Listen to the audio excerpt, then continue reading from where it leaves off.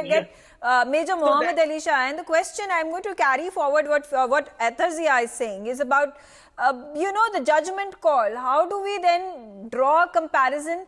Which community is less persecuted and which community is more persecuted? Now, if we talk about the Ahmadiyyas and the Hazaras who are also attacked, who are also persecuted, who are living in bad conditions, their properties are taken over, their family members are beaten up. There is a similar situation when we witness the Hindus, the Sikhs in all these countries. So, how do we decide? How do we make the judgment call? Which community is less persecuted? Which community is more persecuted? Right, Megha. It's a very interesting and a very pertinent question. Now, I would like to answer it this way, Megha. Megha, the only virus that spreads rapidly is not corona or plague. It is fear and panic.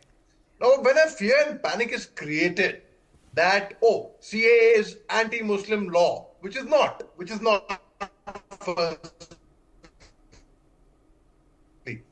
So people would be a citizen of the country, including me. I love my country. I'm a very patriotic person.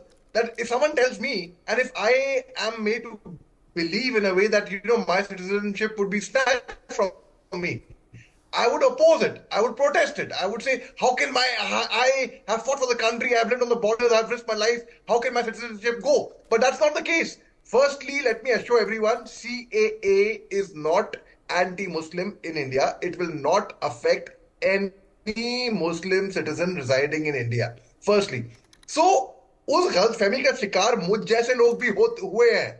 ऐसी बात नहीं है. So now, when we come to think of it, yes, rationally, the persecuted communities, like for example in Pakistan, the Hindus in the 1947-40, the Hindu minority was for 25% in fact. Now it's come down to 3% in Pakistan. Okay, Major Ali Shah, quickly a question to you as well about the situation such as this. Also, Arvind Kejriwal raising a point that, if you are allowing all these, you are also automatically opening doors to immigrants, which has been India's policy, whether with regards to Manipur, where there are a number of insurgents and immigrants come and we are opposed to it. When we talk about Rohingya, when we talk about the illegal Bangladeshis who come and settle into our territory. So how would the government at this point in time balance it out?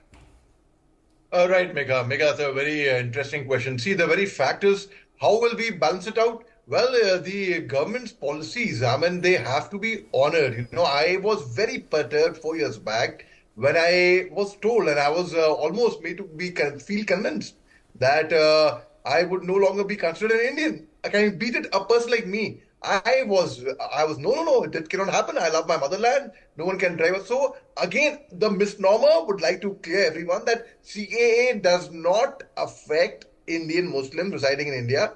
The best country for minorities, not just Muslims, for minorities in the world is India actually, where it's a democracy, where our rights are protected, where the rightful person for the right job is considered.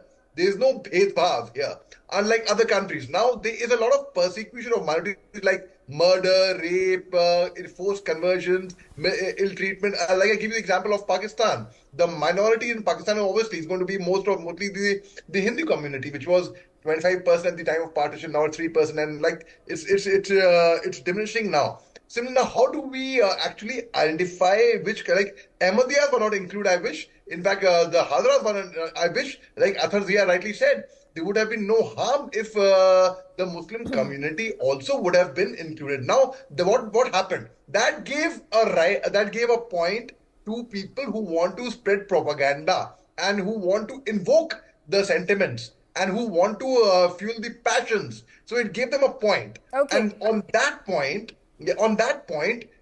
passions were invoked amongst people, including the right-thinking Muslims, Megha. Unfortunately, that should not have been happened. So, lastly, I would like to conclude by saying my advice to the government is to be very, very clear in its communication, very, very clear about what they want to do. Because when there is no communication from that end, people tend to assume, and fake propaganda and fake news is spread. Okay. And people are, as Indians, we are simple people. We are very skeptical to be. No, yes. Fair enough.